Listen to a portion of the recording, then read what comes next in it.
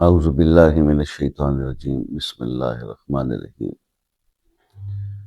دوستو، پیش خدمت ہے دولت کے دروازے کھول دینے والا ایک وظیفہ۔ جو چاہیں گے وہی ملے گا، جو مانگو گے وہ مل جائے گا۔ ایسا ایک وظیفہ آپ کے ساتھ آج شیئر کرنے لگا ہوں، توجہ سے سنیے گا۔ اس سے پہلے ایک چھوٹی سی بات، اور وہ چھوٹی سی بات بھی بہت ضروری ہے آپ کے لیے، آپ کا سننا بہت ضروری ہے۔ دیکھیے، اللہ تعالیٰ جب کسی پر کوئی آزمائش بھیجتا ہے، کوئی پریشانی آپ کی زندگی میں آتی ہے، تو بیک اینڈ پہ کیا ہوتا ہے کہ اللہ شاید اس کو آگے بہت اچھا کوئی مقام دینے والا ہوتا ہے، جنت میں کوئی اعلیٰ مقام، کوئی درجہ۔ اور اس وقت پوزیشن یہ ہوتی ہے کہ وہ بندہ میرے جیسا گناہ گار ہوتا ہے، اور وہ دنیا داری کے کاموں میں الجھا ہوتا ہے، اور اللہ کی طرف، اللہ کے جو کام ہیں، فرائض ہیں، اس کی طرف اس کی توجہ نہیں ہوتی۔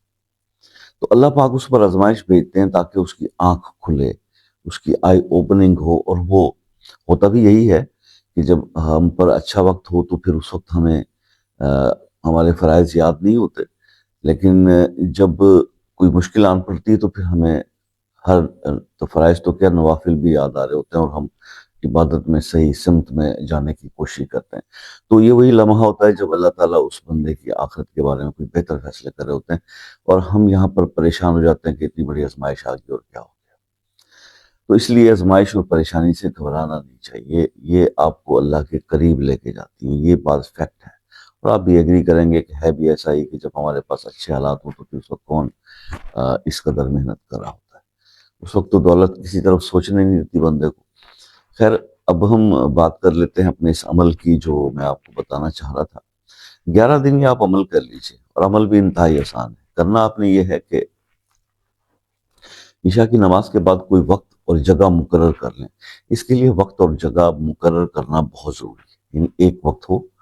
مثال کے طور پر اگر آپ کے ہاں جب بھی عشاء کی نماز ہو، آپ نے 8 بجے کا ٹائم رکھ دیا اس کے بعد اس عمل کے لیے، تو پھر 8 بجے روز کرنا ہے، اور اسی جگہ کرنا ہے جہاں آپ نے پہلے دن کیا ہے۔ کہیں 11 دن آپ پھر کہیں جائیں نہیں۔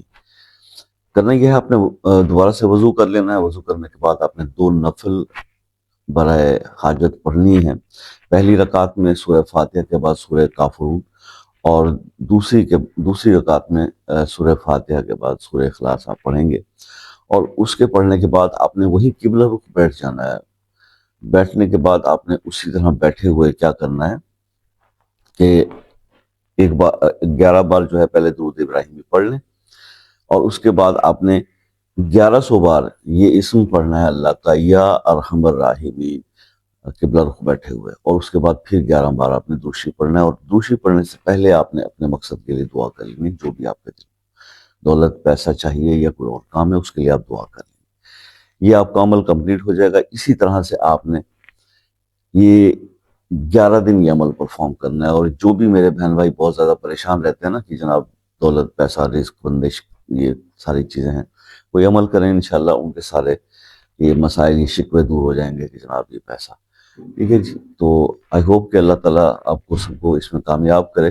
آپ ویڈیو کو لائک، کمنٹ، شیئر ضرور کر دیجیے۔ اگر خصوصی طور پہ کسی دعا کے لیے، دعا میں شامل ہونا چاہتے ہیں اپنے کسی مسئلے کے لیے، تو کمنٹس میں اپنا نام اور مسئلہ ضرور لکھ دیجیے گا۔ اور چینل سے جڑے رہیے، ایسی اور اچھی ساری ویڈیو کے لیے دعا میں یاد رکھیے گا۔ میں تو ہمیشہ آپ لوگوں کے لیے دعا کرتا ہوں۔ انشاءاللہ زندگی رہی تو نیکسٹ ویڈیو میں ملاقات ہوگی، تب تک کے لیے اجازت دیجیے۔ اللہ حافظ۔